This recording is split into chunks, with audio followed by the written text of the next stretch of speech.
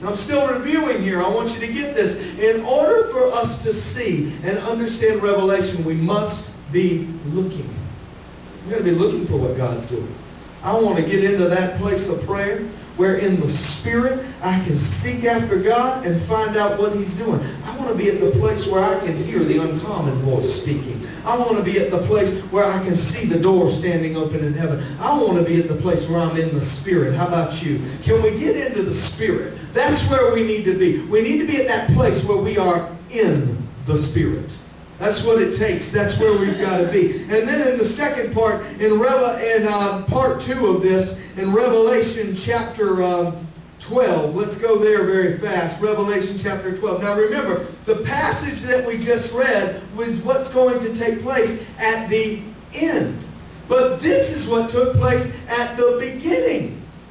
This is Satan being kicked out of heaven. And this is what took place. Here it is. Very simple battle. It was a simple battle at the beginning. It's a simple battle at the end. And that ought to tell us all the way through this thing needs to be a simple battle. And here it is. Just like we talked about last week from the English ambassador who wrote to Theodore Roosevelt about the Spanish-American War after the bloody conflict of the Civil War. He said it was a splendid little war.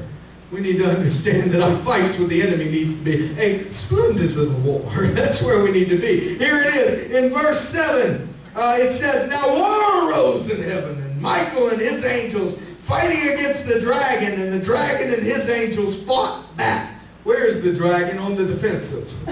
The dragon was never on the offensive. The dragon was on the defensive when this war arose in heaven. But he was defeated. Let me read that again. But he was defeated. He was thrown down. And there was no longer any place for him in heaven.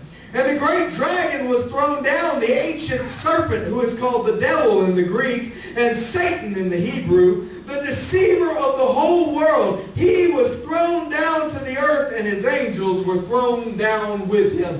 Every time heaven goes on the advance, Satan is thrown down. And ultimately, that will be Satan's end. He's going to spend 1,000 years in the pit. And when he gets done spending 1,000 years in the pit, he's going to come up out of the pit during the millennial reign of Christ. And he's going to mount up a group of troops that's going to be like the sand of the sea. And he's going to encamp around the city of the believers. And fire is going to rain down from heaven. And Satan will simply be thrown down and cast into the eternal lake of fire. That is his future. That's where we're headed. So when we believe God for a word from God, we need to understand that the battle has been won, the battle is being won, and the battle will be won in the end. In the Greek, they have a tense that we don't have. We have present tense. It's happening. We have past tense. It happened. We have a future tense where it's going to happen. And when we write, we have to be in the proper tense. But in the Greek, they have a perfect tense. That's a tense that we don't have in the English language. But in the Greek, they have the perfect tense. And the perfect tense means it happened, it's happening, and it will continue to happen until the end of time. It happened, it's happening, and it will continue to happen until the end of time. We miss so much in the Bible because we don't have the tense. In their tense, they're saying Satan was thrown down, it happened, it's happening, and it's going to continue to happen until the end of time. And ultimately, that's what will happen. He'll fall into the eternal lake of fire. That's what's going to take place. The end of Satan is to come. And the end of Satan is, and the end of Satan has been. Satan will be thrown down. Let me tell you this. Believers should not fear the fire of God falling. Let me say that to you again. We as believers should not fear the fire of God falling. That's what we want. We want the fire to fall. Because the fire falls to liberate you and I from that which oppresses us. That's why the fire falls. So I say, and I hope you say, let the fire fall. Come on, say that with me. 1, 2, 3. Let the fire fall. That's what we've got to do. We've got to let the fire fall. We've got to let the fire fall. We've got to let the fire fall. Come on. When the fire falls, we're set free. When the fire falls, we're blessed. Let me say this to you. When the fire falls, we are set free. God's plan is fulfilled, and everyone benefits. Every believer benefits forever. Yes. That's what takes place. That's what's going to take place. That's what took place. That's what's taking place. And that is what is going to take place. And to get into the place of revelation, you got to get to the place where God is. Do you know where God lives? God lives outside of time. God doesn't live here. He lives outside of time and operates inside of time. Do you see what I'm saying? God lives outside of time and is able to operate inside of time. It's what's called transcendence. It's when you're above. It's when you're above all of these things that go on. God lives outside of time and operates inside of time. And I'm in front of a camera right now, and I'm supposed to be operating inside of my box. And y'all, I struggle with it. So, yeah, if y'all ever see me step up here, I'm in the wrong spot. Say, get back. Tell me, Pastor, you're not transcendent. You got to back off. All right, here we go. Watch this. Believers should not fear when the fire falls from heaven because it brings apart the oppressor. Sin is burned up. Let me tell you this. Watch this. Watch this. Whatever's on the inside of you as a believer that's causing you to sin, that's causing you to do wrong, that's causing you to do evil. As the NIV translates it, the word sarx, it translates it the flesh. Or the NIV translates it the sinful nature. The KJV translates it the flesh. It's that thing inside of you that makes you want to sin. Can I tell you something? When the fire of God falls, sin is not your desire. It's not what you want anymore.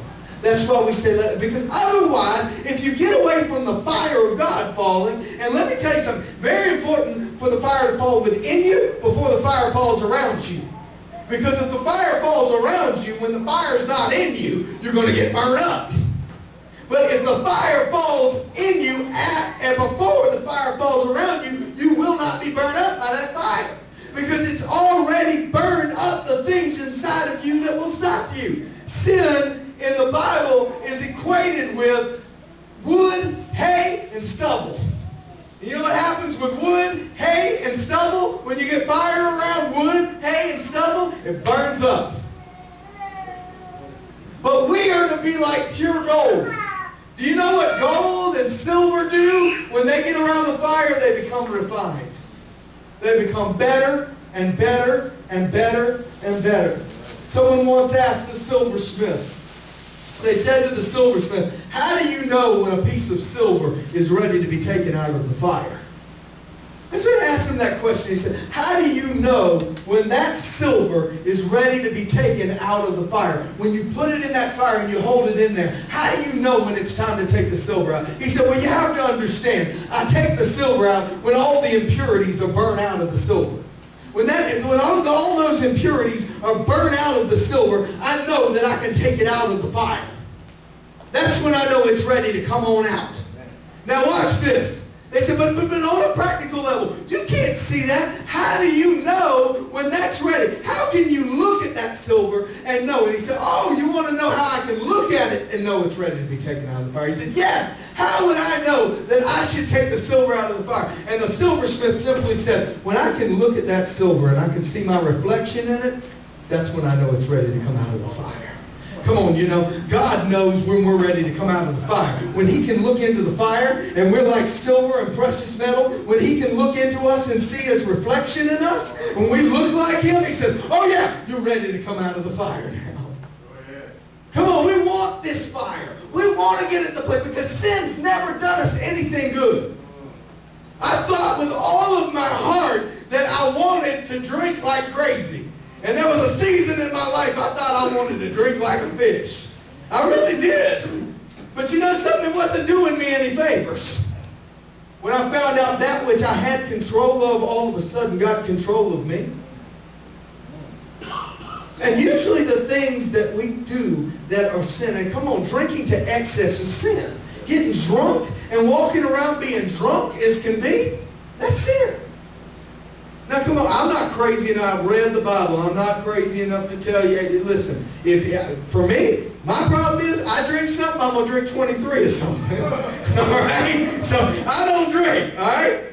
Now watch this, because I have a problem with it. My family's had a problem with it. There's sin.